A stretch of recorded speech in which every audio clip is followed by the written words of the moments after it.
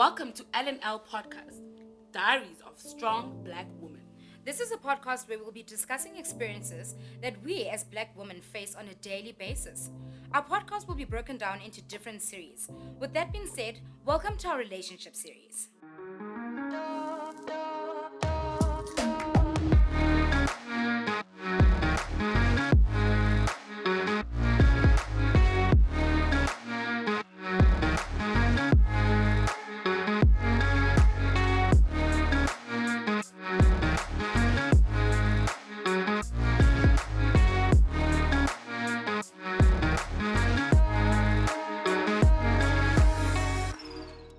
I know we started off calling it the L&L.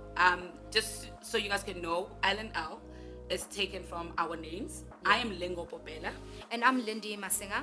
And we are just strong Black women who have stories to tell. Yeah, well, I guess we are hustling and going through life as it goes. So we just felt this podcast will be discussing our experiences and what we think as women we all experience. Exactly, and we hope you guys can take something from this. And if you also have any comments and anything you want to share about your experiences, please do feel free to send us comments and on the comment subscribe now kind of vibes.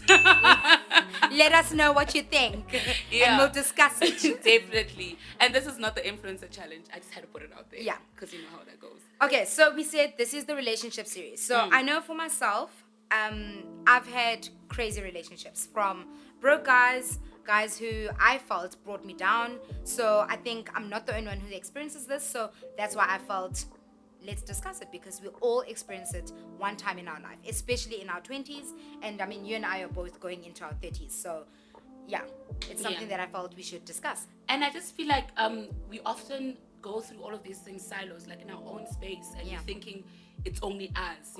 Why me? I'm strong. I'm powerful. I've got all of this. But why me? Why is this happening to me? And when you get to connect and tell your story with other people, you actually get to realize that you are not the only one, and it's okay, and we can overcome it. But it's also great to identify those type of people you've been with and identify why that happened, and also what you learned from it. Yeah, definitely. And I think as soon as you discuss it, that's when you learn.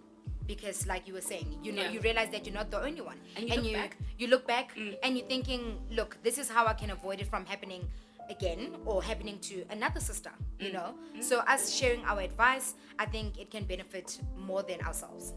So let me ask you, Lindy, tell me that one, that experience of one of the types of guys you've dated that taught you a lesson. I know we have different, we call them the bro guys, I call them homosexuals. Really? We have the good working guy. We've got the married guy who's gonna leave his partner the one who's for gonna you. make you aside. Yeah. And roll on. Exactly. So which one of those experiences and that stood out for you in those types of relationships that you're in? Let me see. I would say, because it was the longest that I was in, I would say the broke guy. The broke guy was the pits. I mean, it was 6 years. And when I look at it now, it was 6 years of nothing, to be honest. It was 6 years of me building myself. I started dating this person when I was 20, going to 21. And I had this vision of how my life should be. Then I met him. And I do believe, had I not been with him, I would have achieved a lot more than when I was with him. Because of his behavior, how he manipulated me into thinking certain things about myself. And that, I think, has now translated into me getting into my late 20s, early 30s, and I'm still trying to get out of that. So that is one relationship I think a lot of girls need to be aware of. You meet somebody, he sees the way you are. He used to tell me all the time that you're too outgoing, you're too loud, and that was something that a lot of people used to tell me that's good about me, but he hated it. He thought you talk too much, you do too much, like you're always doing too much. And I found myself being more reserved, I think, where I would question myself all the time, where I'm thinking, okay, can I do this now? Because now he's going to think, there I am being extra again. Am I being to this? Where I was literally walking on eggshells. I think that's also a relationship where a lot of us don't realize until you get out of it. Because even when you get advice from your friends, I think a lot of people, when I look at it now, told me about this guy that, look, I think you're not yourself when you're with him. And I was like, no, he's amazing. And when I realized afterwards, I'm like, actually, I think I was not even myself during that time. Yeah, I hear what you're saying, but I mean, when you are in that situation, right? When you're in that relationship with what you call him, the broke guy. Yeah. I mean, when you're in it, I don't think you were able to identify that he is actually putting you down. No, right? definitely not. Do you ever wonder what with you are strong, like your friends were telling you, everybody around you was telling you, but only that one person who was always with you made you feel some type of way about you, and you feel like maybe he may have delayed a lot of things in your life. Do you think there was something that made you only believe what he's saying, or like hold on to it? Do you think there was like something deeper than just wanting to be loved or being in love with him while knowing now that he was giving you nothing? Yeah, I think it's that thing where you finally meet somebody and you're thinking, I've been struggling to find somebody for many years or many months, and then you finally meet somebody, and when he's there for a certain amount of time and you end up liking him, then now you're thinking, oh shit, I need to hang on to this, I need to hold on to him. So no matter what happens, you're gonna hold on to him, even if you can. I think I did see some of the signs, because I put him in the category of the broke guy, because when I look at it now, I had my career in check. I knew what I wanted. I knew how I'm going to get it. But then when I was with him, I would doubt myself because he was doubting himself. And he imposed that on me, where he's still on some, I'm still trying to push this career of mine. I'm still trying to do this. And I could tell that he had a very low self-esteem. And I think that was what was brewing in our household, if so to say. And so when I was with him, I also felt like, oh, I'm not doing enough. I can't do this. But when I'm without him, I'm like, geez, I'm on top of my world. I'm doing exactly what I wanted to do. But he had this thing of convincing me that we are not where we need to be. We are not confident. Yes, we aren't at a place where we need to be. And when I look at it, I'm like, nah, dog, you aren't where you need to be. But I think also as women, we carry that thing where you need to be a supportive girlfriend. You need to be supportive, whether baby's hustling, whether he's, you know what I'm saying? Even when you can hear sometimes that if it was somebody else, you'd be like, dog, this is not working. But now you're the supportive girlfriend, so you're gonna... I think, yeah, I hear what you're saying in terms of the supportive thing, but I think in terms of like, it goes with the kind of relationship you have with your partner. And what you're saying now, it seems like there was so many insecurities and low self-esteem brewing in the household. You wouldn't even be in a position of trying to, shed the light and say, this is where we should be, this is what it is, because of the type of person it was. Yeah. But I wanted to ask you something. Do you think, despite everything, do you think there was something that you and only you could have controlled about the situation, despite what he was doing, how he was doing? I think I could have been more honest with myself. I think if I was honest, because there are many times where I sat down and I'm like, man, this is dirt, like this is rubbish. But then you have that thing where I'm like, oh, but I really like him. We can all really like people. We can all fall for somebody. But I think when you are in touch with yourself, which is what I think as women, we need to build that up. And my mom used to say it all the time, that you will reach a stage in your life where you're so in touch with yourself that no one's going to tell you anything. Exactly. And it's not a bad thing. And I think we always think that this is a bad thing, that if I'm able to say, I'm not going to do this, it's now like, oh, Lingo's got a bad attitude. No, I'm just telling you what I'm not. Yes, I'm telling you what I'm not going to accept, what I'm not going to do. And I think that's what I lacked at that time, where I could see where he was wrong, but I didn't have the guts to tell him because I was unsure of myself as well. Can I tell you something? Like when you just spoke about this, and it's new to me. We've never really unpacked the story of the broke guy, because I know who you're talking about. Yeah, the you whole know. journey and everything. No names.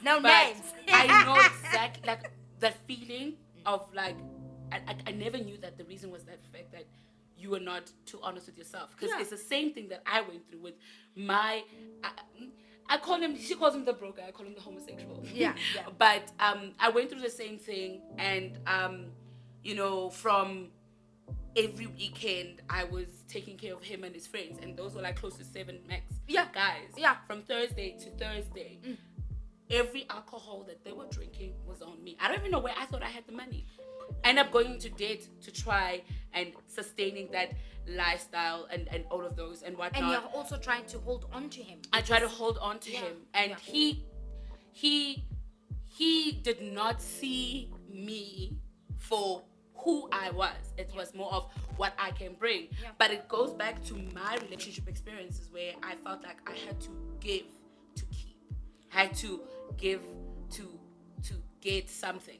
And it boils down to when I was even younger, where I had to give to get. Yeah. And it felt okay and normal, right?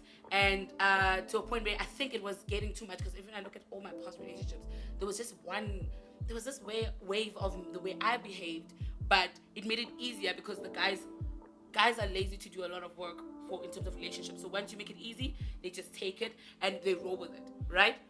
So in fast forward to that, when I'm like, it goes back to what I was saying about like how you were saying the reason why you stayed and whatever is because you were not honest with yourself. Fast forward, I'm able to talk freely about this past experience with this guy, and I realized there was so much lack of self-love from myself.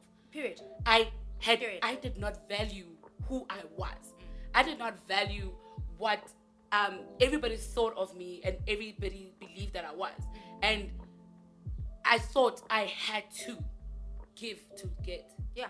And you know, when you mentioned that, I don't know if you realized how I was looking at you, because now I also just realized that actually that was me all my life.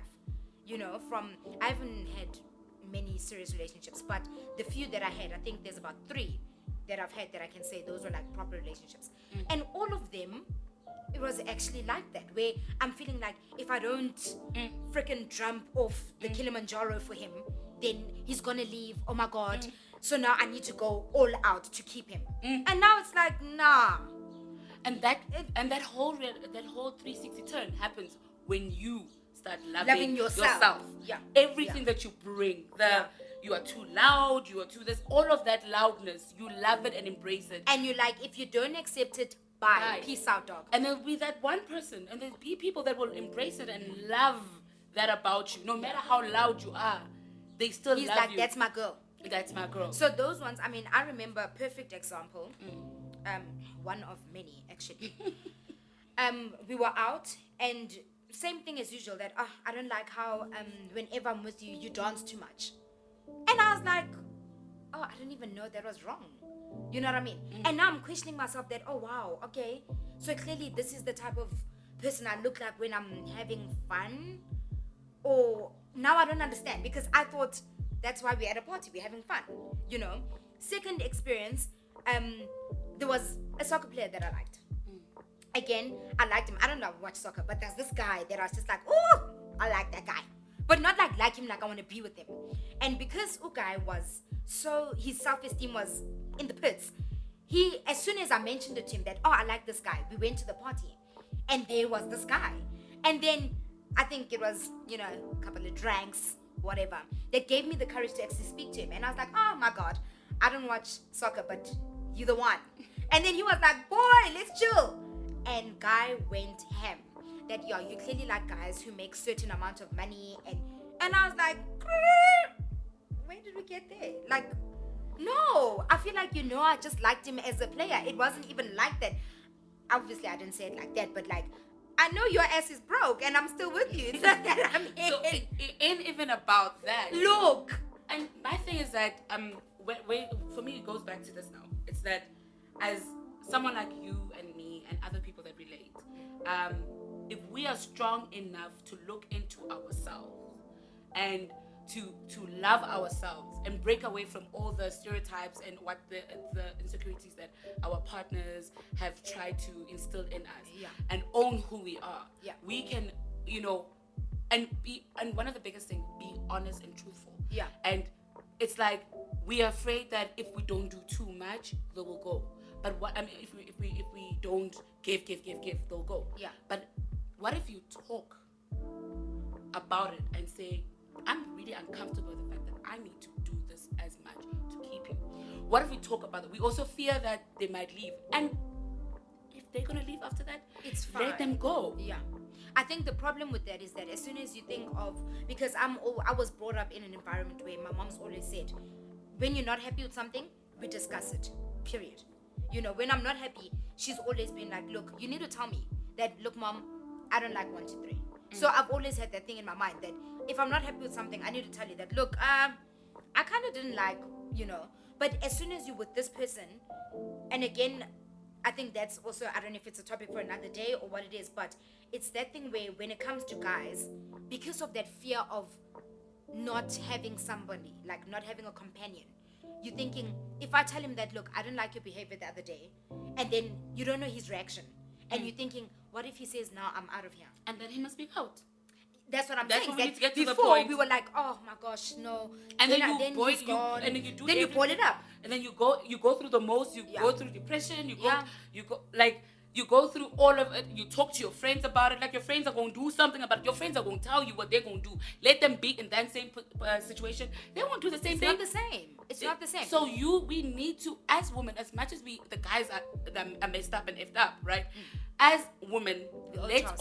also owe it to ourselves to protect our peace. It's easy to say and write a status on WhatsApp or on Twitter, or even a caption on Instagram with the grams that say protect your peace.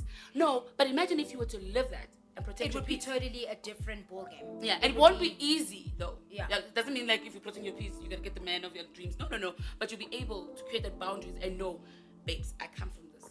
And I think also you'd be able to identify when you are in a toxic relationship. You'd be able to instantly see that, no, this is not working. And also see how your acceptance of it is feeling. Yeah. Because I think also as soon as a guy sees once that you accepted Babes. my dirt one time, cool. Second time you accept it again. It's Third not- time, it's girl, your ass is done. Yeah. Third time you faded. Like Exactly. now that's how you've set the pathway for the relationship. Yeah. So we need to also yeah. be real with ourselves that look, there's things that I don't like. Obviously there's things where you need to be, don't be overreactive or whatever. But there's stuff where deep down that I don't like this. No matter what happens, I don't like someone who's gonna call me, I don't know. Let's say I don't like someone who's gonna say, you're too loud. And as soon as he says that, you need to be able to automatically say, look, dog, I don't like that. And I love you, but I kind of not appreciate it. Yeah, I don't appreciate that tone. Please don't speak to me like that. And even And I know with you're that, not coming from a bad place, but yeah, it doesn't make me feel good. So please, can we not do it? And also, just sounding firm doesn't mean you're weak or doesn't mean you're being rude.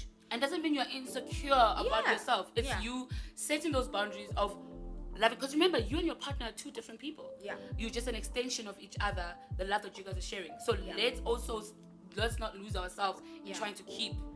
Let's speak up.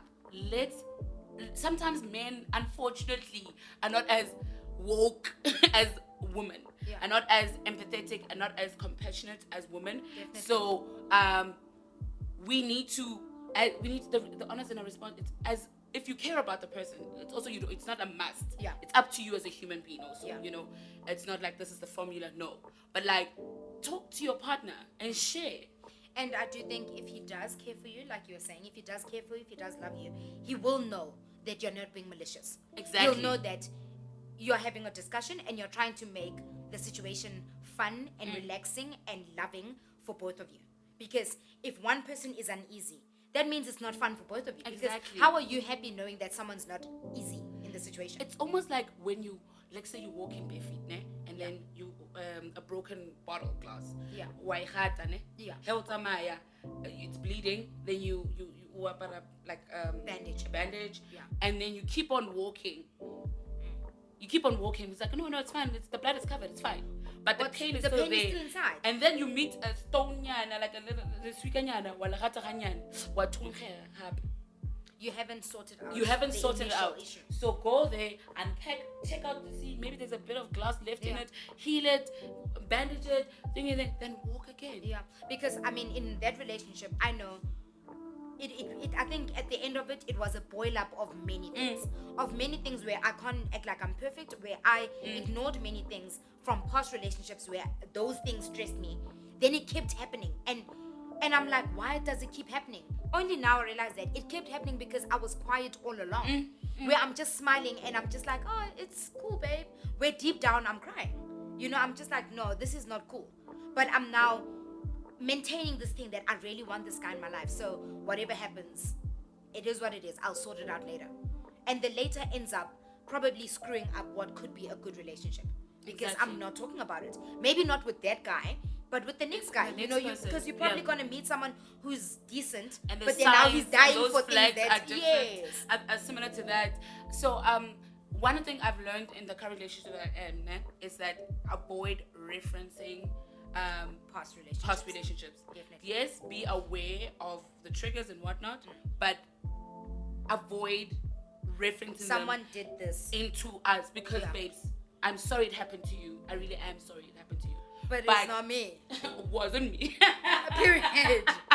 We're on Shaggy on this tip. You know, it wasn't me. Yeah, so I really hope you guys really enjoyed this conversation. I mean, if we don't stop now, we won't stop. Yeah. And this is the first episode of the series, and this series is for relationships. So we're gonna unpack more topics, and we're gonna involve more people. Yes, and obviously, if you let us know your experiences in your relationships, that will give us a bigger platform or a bigger stadium, if so to say, for us to discuss it and maybe bring up things that we didn't experience, but maybe other people are experiencing them as well. And the types. I mean, she said. Yeah, there's the broke guy. You said it's the homosexual. Look, there's the leech. Homosexual. Homosexual. Yes. Should I tell you why he was a homosexual? No, you I didn't. ended up housing his whole family. That was the love I had. Ran away with the rent money. That's awkward as hell. No, they ran away with the rent money. They blocked their phones. I couldn't get hold of them for a month. And when I called to say, hey, why You have were been-" basically scammed. No. That's Scam for the D. Look, and you see now that's a topic for another day. Ladies, the D is never that great. Let's be serious. You Like, end up, yeah. But can I just finish? I know we're closing off, but like Yeah. I just need to end it off. I called and I asked, hey boo, you disappeared. What's happening?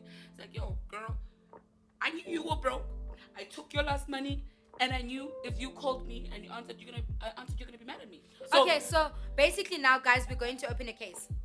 I mean, this is No, we're good now. No, I mean, I learned a lot about myself in that relationship. Like, Yeah. I was by, yeah, okay. Anyway, before I say more things, yeah, we're done. So hit us up, and we will continue discussing this during our relationship series. Thanks for listening.